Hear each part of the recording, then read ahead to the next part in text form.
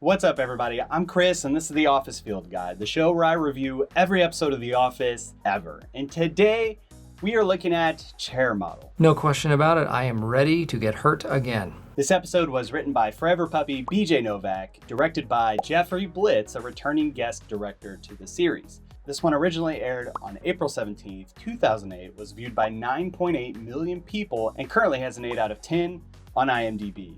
Your trivia for the Chair Model is, what was Michael's drink order at the cafe? Also, could someone please answer me why he has rhinestones all over his wallet? As always, keep an eye out for the hidden Easter egg in this video. Celebrating the dinner party, we have a brand new Easter egg, so keep an eye out. Put your answer to the trivia and or the timestamp of the Easter egg in the comments first to get your name in next week's video. And if you're late to the party, leave an emoji sequence best summing up next week's episode. Cool. Okay, so how does anything follow up the dinner party? Do you remember that episode? I definitely remember your dinner party. Coming to the Chair Model from the dinner party is a jarring splash back into reality. And while this episode may not be my favorite, we do have a lot of stuff to talk about, some behind the scenes stuff, a really dark yet hopeful deeper meaning, and maybe, if we're lucky, we'll get to hear from the Chair Model herself. So let's dig in. I understand nothing. First up, Kevin is using the same foot bath that he bought himself during the Christmas party episode in season 2. It's not able to be seen during the final cut of this episode, but it has been confirmed that it is in fact the same prop. And if you're curious, my PSA for the day is, this is going to blow your mind. don't give yourself a foot bath in the lobby of your workplace. It's probably not good behavior. Ooh. And something else that's odd behavior, Michael's brushing his teeth in the kitchen sink. That's already an odd choice for a member of society, but even weirder that he seemingly swallows the toothpaste whole once he's done, begging the question of whether or not Michael knows how dental hygiene works or not. Every day, like brush your teeth in the morning. I don't know, like 30 seconds? Oh my God. That's 3 times as long as it takes me. Meanwhile, Andy proves that he doesn't get how the real world works. For Joe Sixpack, the guy who wakes up every morning in his $400 a month apartment wonders how he's going to pay his mortgage that month. This episode was originally slated to be called Michael's Dating, Could a rowboat support her? but the title could have been a giant spoiler for the events of the dinner party. So it went to be called Parking, which then they declined because it was just the B plot of this episode. Oh, it's like hell. And finally, they landed on Chair Model. While they were trying to figure out what to do with this episode, Novak said he originally wrote a B plot for this that involved a phony management training bit for Jim to trick Dwight into, but NBC pushed back on that as it was unoriginal for the series. And then he wanted to create a B plot where Jim and Pam move in together, but they wanted to wait until they were engaged. Have I not proposed to you yet? Then they ultimately decided to go with this parking lot B plot. And this is my associate, Mr. Kevin Malone. Things. All right. What do you want? And keeping in the mockumentary aesthetics, the footage of each of these 5 families The 5 families are the 5 companies of Scranton Business Park. has a completely different quality. Paul Faust of Disaster Kits Limited. Which I love. And then there's some interesting stuff here too. The WB Jones phone number is the same one used in the poster from Dwight's anti-flashing task force. They apparently changed the message to tips from WB Jones on heating and cooling. Again, I can't personally verify that as it's still currently a sex hotline number. Wendy, hot and juicy redhead. We'll give this a try. Cool Guy Paul is actually Paul Lieberstein's cousin's husband. Apparently they didn't like anyone they auditioned for this part, and this guy, whose name is Paul Faust, had gotten a tour by Paul Lieberstein sometime before this. They asked Cool Guy Paul if he'd be interested in this part, and if so, if he'd read those lines and send a video via email. Could have done this over email. Fun fact, he does actually seem to have partial ownership of a real-life disaster preparedness kit company. Long story short, he got the call that he got the part. He flew out later that day to just film this really small part, which is really cool, Cool Guy Paul. But it does seem to be his only acting credit. But a guest actor from this episode with more acting credits, besides the always great Robert Schaefer, who seems to just be chewing on this cigar. And okay, to be honest, I really don't know anything about cigars, but is he doing that right? Anyway, Michael's date has a lot of credits to her name. Pam's landlord is portrayed by Brooke Dillman, who's had some one-off and minor roles in shows like Bob's Burger, The Middle, but also a series called Wreck which ran for 3 seasons, and I've never seen any of it. That's incredibly rude. But also she was in the Disney Family Karate series, Kicking It, which I have seen. Moving on. The song that Michael and Dwight sing at the end of this episode is American Pie, which is an interesting choice and fitting in both the tone of this episode's closing moments, as well as the song does go on forever, hence why day turns into night while they're singing it. And other songs considered for this bit was Legs by ZZ Top and Elton John's Candle in the Wind. When NBC producers approached John about parodying his song, he outright rejected it, as they actually attempted to do something like this earlier with 30 Rock, that apparently offended him so badly. This is interesting though, because Parks and Rec parodied this song later with 5,000 Candles in the Wind for, spoiler, Little Sebastian's funeral. And what's interesting about that last note is the behind the scenes crossover from The Office to Parks and Rec, as the title character of this episode herself, the chair model, was also featured in a couple episodes of Parks and Rec. This actor's name is April Eden, and I felt a little like Dwight trying to track her down. I was able to find some contact info, and I reached out to her to see if she would consider doing a brief interview for this field guide, so enjoy. How did you find yourself playing the part of the chair model? It was really scary to go on the audition for the chair model. The audition was the type of situation where they just call, I think there was maybe 10 girls in, they lined us all up. BJ Novak and someone else came and kind of looked one by one, and on the spot, they just looked and they told me to stay, the other girls to go home. They sent me to the back, changed my clothes, did some makeup, set me in a chair, and that was it. I didn't actually know the episode was about the chair model. When I had auditioned for it, the episode was actually called The Parking Lot, which is kind of the B storyline of the episode, and so somehow between it being called The Parking Lot and central casting being like, oh yeah, they just need a businesswoman to sit in a chair. I'm like, okay. It got turned into like this enormous whole episode. But I was basically just an extra. Did you watch the night it aired? I didn't, no, because I didn't know it was such a big deal. I was told it was just going to be in a magazine, just they're going to be looking at it. Someone had told me about it, and I watched it then with my mom. She's like, they're dancing on your grave. But I had no idea. I didn't know any of it. I just thought I was going to be in a magazine on a coffee table somewhere. Let me ask you this. Have you ever seen yourself in a meme related to The Office? I've seen the memes, yes. What is it like to be immortalized in the Office fandom as a meme? It's fun. I appreciate it. I enjoy it. It's funny though. I thought it was done. You know, I thought The Office. You know, and then all of a sudden, I think the one I saw was the Caitlyn Jenner, or is it Kylie Jenner? I don't actually know the difference. One of the Jenners. I just saw that one. Yeah. Yeah, they were like, who's the best model, and they had her, and then they were like, so that was kind of fun. That's really neat. So, have you ever been recognized out and about as the chair model? Not recognized, no, because I do look quite different. I have been recognized from the Parks and Rec one though, but not the chair model. Most of the recognition I get from the chair model is about every 2 or 3 months. Someone on some social media will be like, "Are you a chair model?" That's kind of, I felt like Dwight trying to find you in that episode. He's like, "I will find her." I gave that a lot of thought.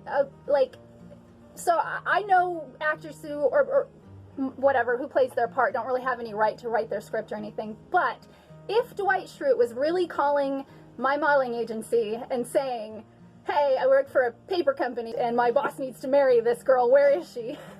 They wouldn't tell him. They'd be like, oh, she died 10 years ago. She's buried over there. So maybe it's all a lie. Oh, you're saying maybe the chair model's out there somewhere still. Maybe my agency didn't feel comfortable telling Dwight where I was. This is a great theory you've come up with. I love this. Okay, so the one burning question is that I think all the Office fandom has is, would the chair model have any interest in Michael Scott? Romantically, just knowing Michael Scott, it really depends on his behavior. He can bring it or he can just be so far out. It would depend on which Michael Scott. But there's a version of him that I get to know. Yeah. Okay, so I hope you enjoyed that. Leave a comment, maybe Miss Eden will see it. Either way, let's dive into the deeper meaning.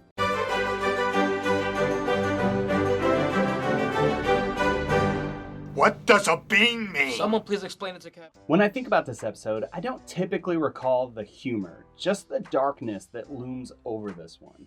And I think that's odd because rewatching it for this review, I don't think it's as dark and as troubling as what my brain seems to have locked in. This episode structure has an A plot and a B plot with almost the same premise. The A plot has Michael and Dwight working through Michael's current unsurmountable problem of loneliness. And I'm optimistic because every day I get a little more desperate, and desperate situations yield the quickest results. And the B plot has Andy and Kevin working through their current unsurmountable problem of having to walk a little extra. I left my cell phone in my car. Call us when you get there so we know you're okay. While I know that they tossed and turned about what the B plot of this episode really should be, I really love the parallels between these two. Both plots are a result of someone else's self-focused intrusion in their lives. WB Jones is renovating their offices, and their construction crews are taking up some of the parking spaces we used to get. Both plots have the main characters pleading for help from someone else they perceive could make a difference. Here goes. I don't think that Now, this okay, I know that this is probably not appropriate,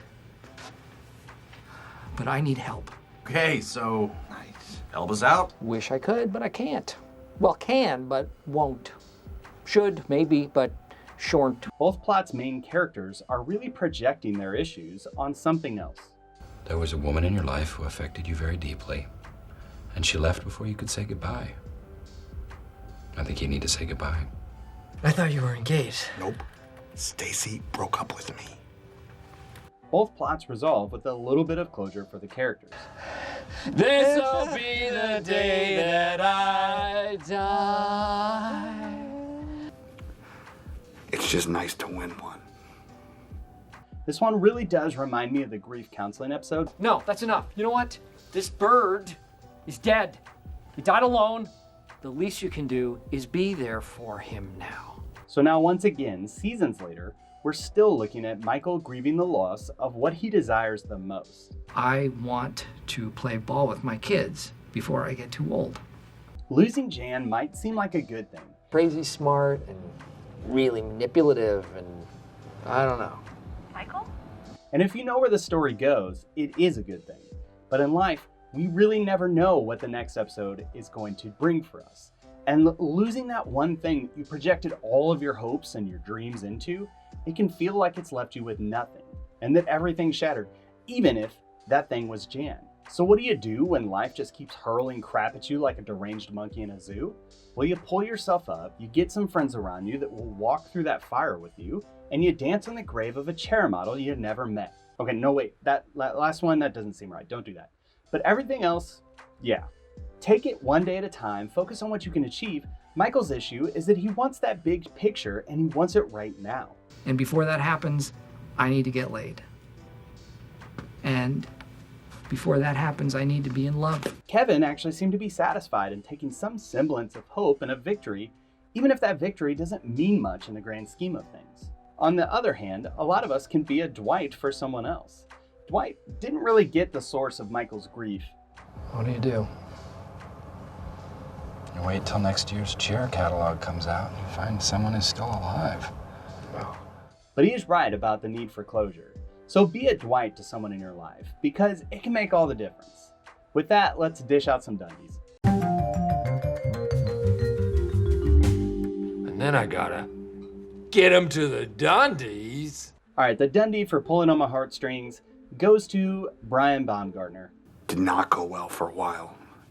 And it was hard to see. It's just nice to win one. There's a lot of ways he could have played that line, but man, there's just something, it's just so good. And the second Dundee, it goes to the oddly not fleshed out C-plot of this episode, Jim and Pam's next stage of their relationship, flirting. While it's in the background of this one, we get to see their playfulness. Will you wait for me 1 second while I tie my shoe? I hate you. This great line from Jim. Got it a week after we started dating. And even Pam sticking to her, I'm gonna speak my mind approach to life. Let's do it.